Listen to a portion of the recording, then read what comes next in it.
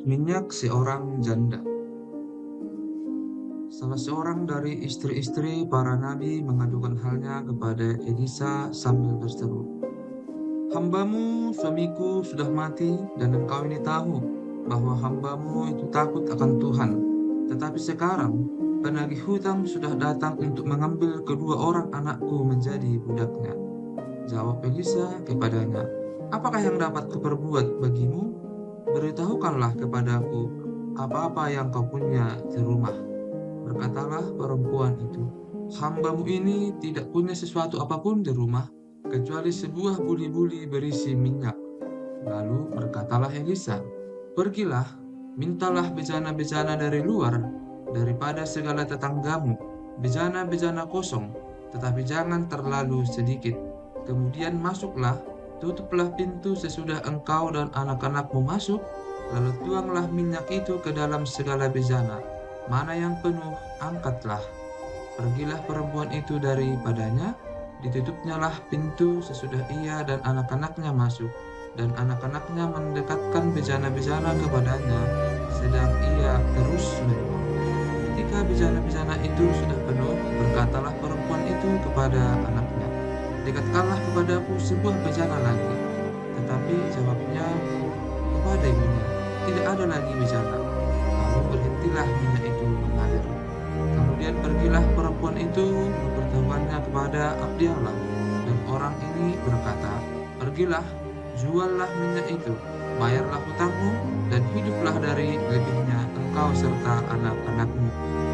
Perempuan Sunem dengan anaknya.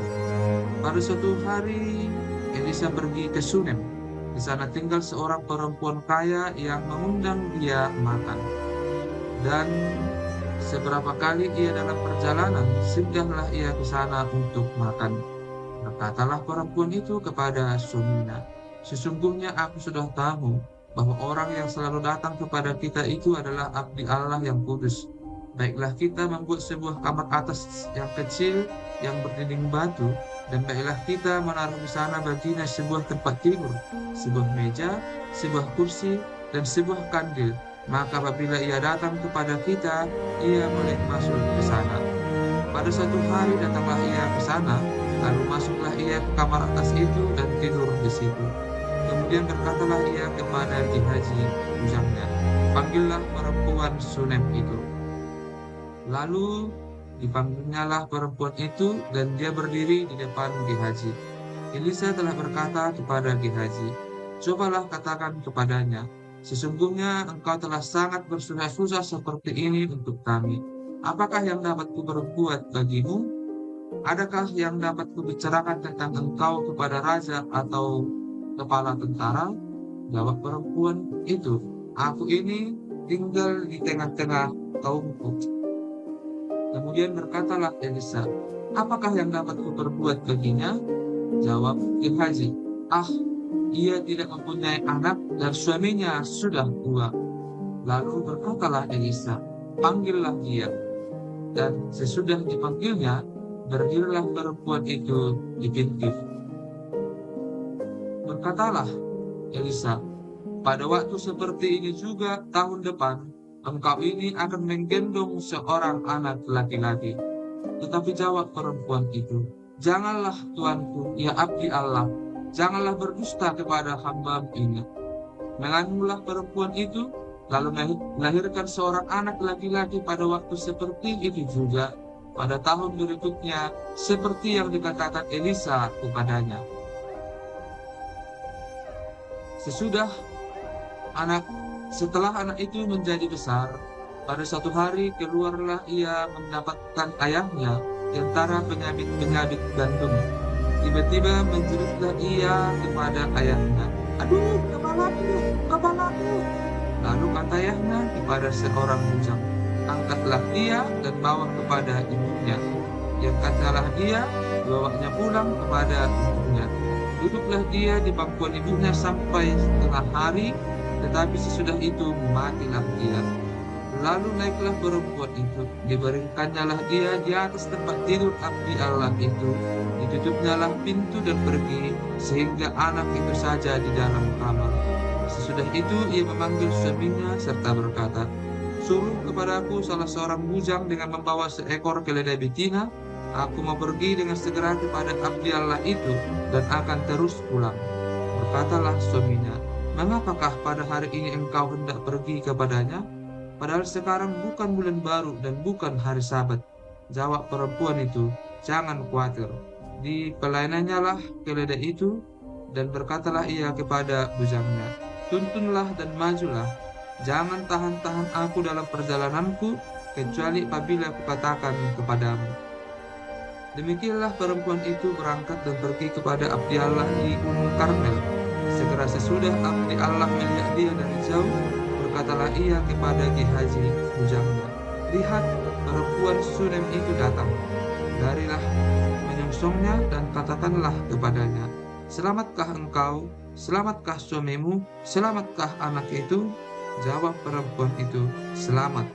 Dan sesudah ia sampai ke gunung itu, dipegangnya lah kaki abdi Allah itu, tetapi Gehazi mendekat hendak mengusir dia. Lalu berkatalah abdi Allah, biarkanlah dia, hatinya pedih.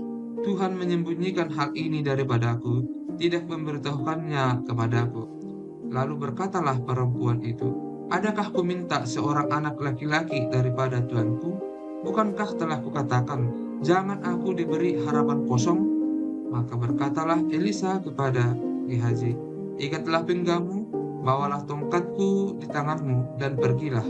Apabila engkau bertemu dengan seseorang, janganlah beri salam kepadanya, dan apabila seseorang memberi salam kepadamu, janganlah balas dia. Kemudian taruhlah tongkatku ini di atas anak itu. Tetapi berkatalah ibu anak itu, demi Tuhan yang hidup dan demi hidupmu sendiri, sesungguhnya aku tidak akan meninggalkan engkau. Lalu bangunlah Elisa dan berjalan mengikuti perempuan itu. Adapun Gehazi telah berjalan mendahului mereka dan telah menaruh tongkat di atas anak itu, tetapi tidak ada suara dan tidak ada tanda hidup. Lalu kembalilah ia menemui Elisa serta memberitahukan kepadanya, katanya, anak itu tidak bangun. Dan ketika Elisa masuk ke rumah, ternyata anak itu sudah mati dan terbaring di atas tempat tidurnya. Sesudah ia masuk, ditutupnya lah pintu, sehingga ia sendiri dengan anak itu di dalam kamar. Kemudian berdoalah ia kepada Tuhan. Lalu ia membaringkan dirinya di atas anak itu dengan mulutnya di atas mulut anak itu, dan matanya di atas mata anak itu, serta telapak tangannya di atas telapak tangan anak itu. Dan karena ia meniarap di atas anak itu, maka menjadi panaslah badan anak itu. Sesudah itu ia berdiri kembali dan berjalan dalam rumah itu, sekali ke sana dan sekali ke sini. Kemudian meniarap pula lah ia di atas anak itu. Maka bersinlah anak itu sampai 7 kali, lalu membuka matanya. Kemudian Elisa memanggil Gehazi dan berkata, panggillah perempuan Sunem itu. Dipanggilnya lah dia, lalu datanglah ia kepadanya. Maka berkatalah Elisa, angkatlah anakmu ini. Masuklah perempuan itu, lalu tersungkur di depan kaki Elisa dan sujud menyembah dengan mukanya sampai ke tanah. Kemudian diangkatnya lah anaknya lalu keluar. Maut dalam kuali. Elisa kembali ke Gilgal pada waktu ada kelaparan di negeri itu. Dan ketika pada satu kali rombongan Nabi duduk di depannya, berkatalah ia kepada bujangnya, taruhlah kuali yang paling besar di atas api, dan masaklah sesuatu makanan bagi rombongan Nabi itu.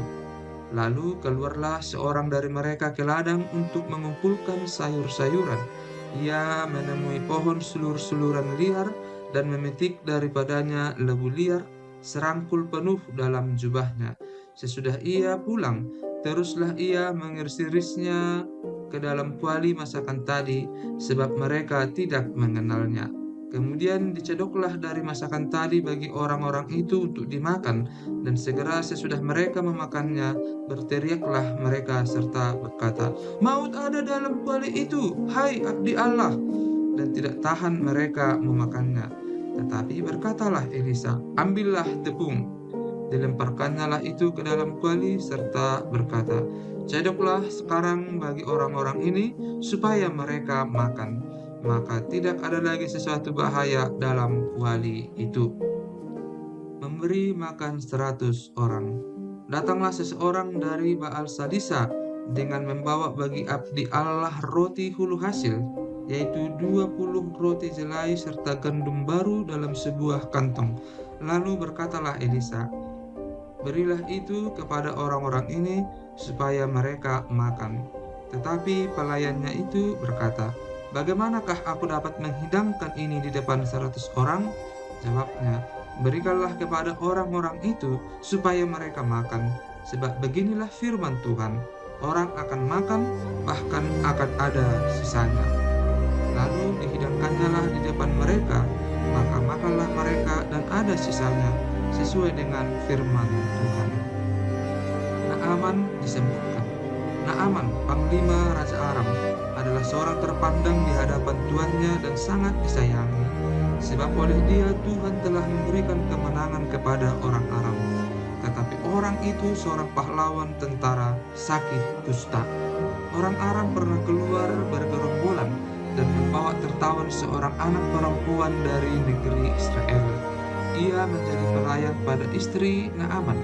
Berkatalah gadis itu kepada nonyanya, "Sekiranya tuanku menghadap nabi yang di Samaria itu, maka tentulah nabi itu akan menyembuhkan dia dari penyakitnya."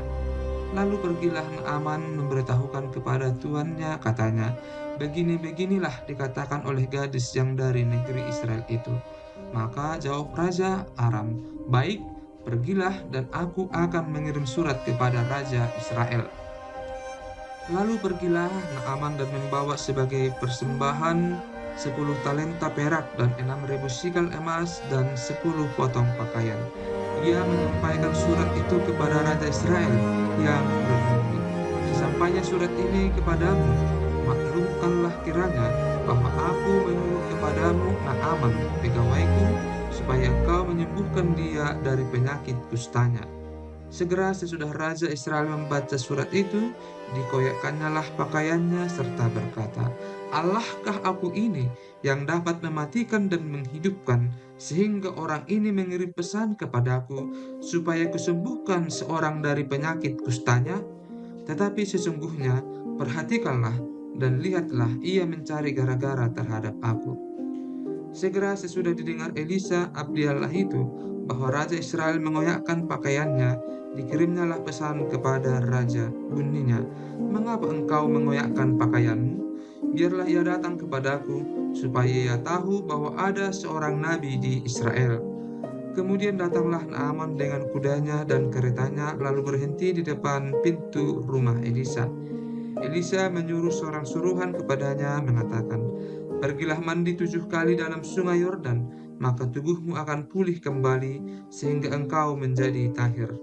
Tetapi pergilah Naaman dengan gusar sambil berkata, "Aku sangka bahwa setidak-tidaknya ia datang keluar dan berdiri memanggil nama Tuhan Allahnya, lalu menggerak-gerakkan tangannya di atas tempat penyakit itu, dan dengan demikian menyembuhkan penyakit kustaku.